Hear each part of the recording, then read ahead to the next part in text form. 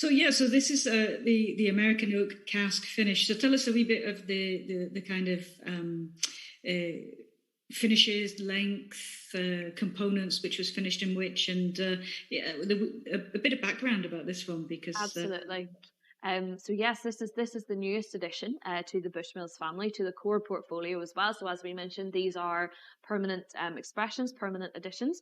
So the American oak cask finish, this has been really inspired by the partnership between the old Bushmills distillery and the Kelvin Cooperage in the US.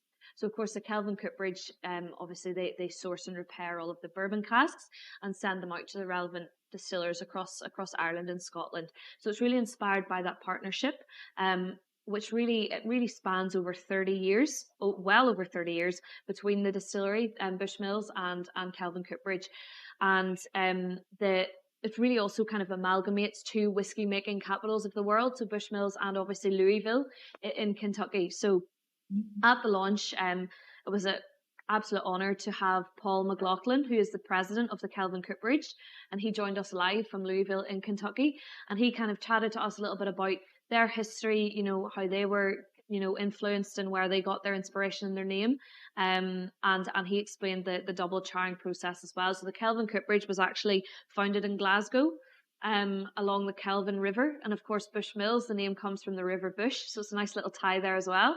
And also for the Bushmills 400th anniversary celebrations back in 2008, we were actually twinned. The village of Bushmills was twinned with Louisville. So it kind of strengthened that tie a little bit further. So it's really been inspired by that relationship essentially between the two. So this whiskey, again, the malt element is matured in double charred American oak casks.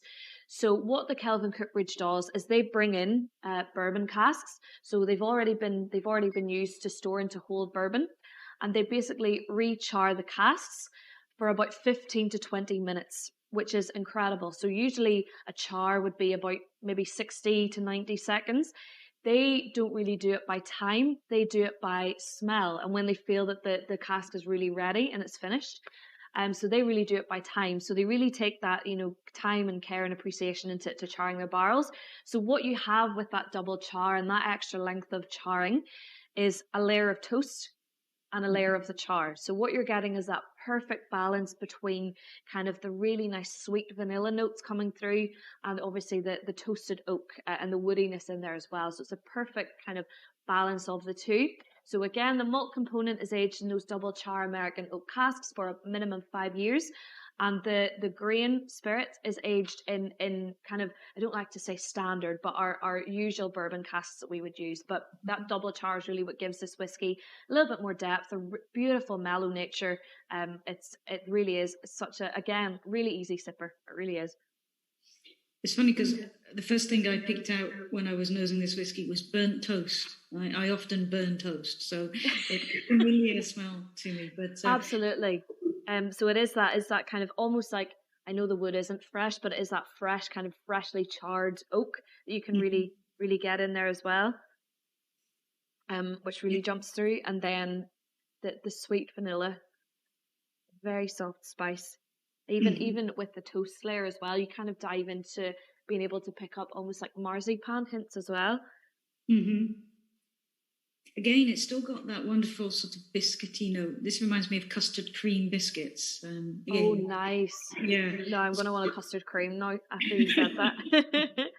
But you're so right. Like, obviously as I keep mentioning, the Bushmills DNA, that kind of spirit, that base spirit, which is, the soul of everything Bushmills does. The barley does have that beautiful kind of biscuity, cereally note. So it's fantastic that you're kind of pulling that right through. No matter what cask it's aged in, you're still getting that and picking that up in your glass.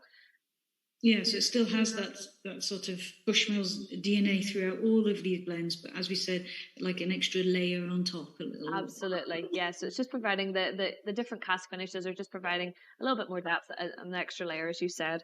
I'm ready for a sip.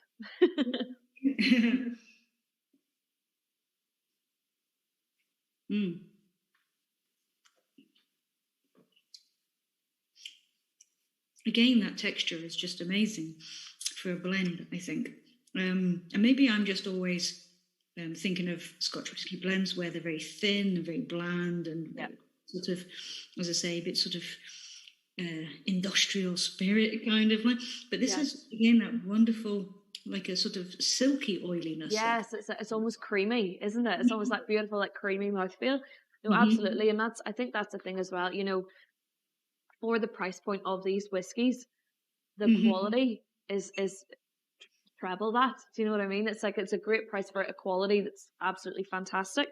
I got a really nice hint of that char was really evident on my palate there, that really gentle kind of toast almost that really jumped out at me first of all there. It is like a, for me, it's on the finish, and it's a very slight, very slight, like ashy note, yeah? But, yeah, I mean, for the price, again, I'm assuming it's around the same price point as the... 24, yep. So 20, 24, 24. Yeah, so just a little bit up from the original, but still a fantastic price for the quality of the whiskey that you're getting. Mm-hmm. Well, one of the things that I also do here in Edinburgh is run a whiskey group, and very occasionally we have blind tastings. So I am actually very tempted to put some of these in our blind tastings and see what people come up with. Because, please do.